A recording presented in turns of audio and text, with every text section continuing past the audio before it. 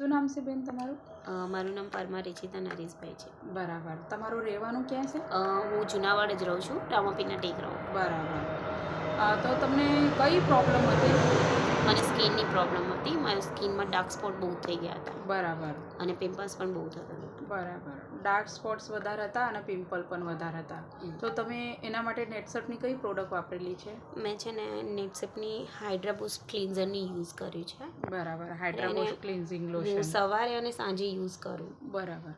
બંને ટાઈમ. હા. બરાબર. અને પછી એના સિવાય સ્પોટ માટે હું રાત્રે સૂતી વખતે પિગમેન્ટેશન એનું યુઝ કરું. બરાબર. એના સિવાય બીજી નેટસર્ટની કઈ પ્રોડક્ટ વાપરી તમે? અને એક છે નીમ ટર્મરિક છે એન્ટીસેપ્ટિક.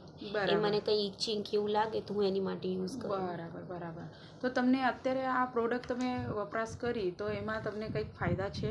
હા, મને થોડા થોડા ડાર્ક સ્પોટ ગયા પણ છે. અચ્છા. અમુક જગ્યાએ ક્લીન પણ થઈ છે. ઓકે. તો આ તમને તકલીફ કેટલા વર્ષોથી હતી?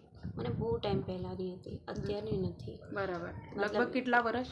એ જ જેમ કે મારી લગભગ 21 વર્ષની થઈ પછીથી પ્રોબ્લેમ સ્ટાર્ટ થઈ છે.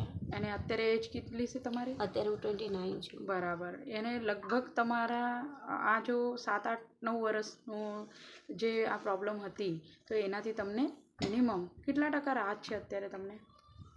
અત્યારે હશે મેક્સિમમ 10% 10%. એને કેટલા સમય થયા તમે વાપર્યા છો? મેક્સિમમ 15 દિવસ. 15 દિવસ થયો. તો આ પ્રોડક્ટનું ભલામણ કોને કરી તમને? નિહલબેને.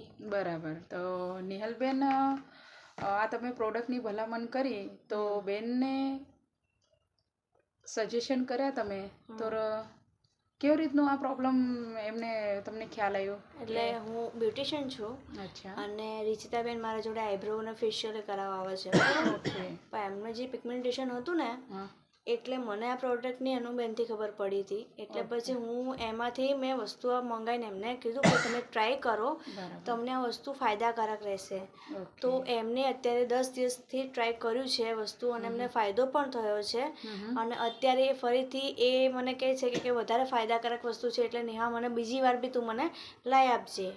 એટલે અત્યારે એમને ટૂંકમાં એને ફરક પડ્યો છે. 100માંથી 10% તો ફરક પડ્યો જ છે. ઓકે. સરસ સરસ. તો આ તમે ઇન્ટરવ્યૂ આપ્યું રિચિતાબેન, એના વિશે ખૂબ ખૂબ આભાર.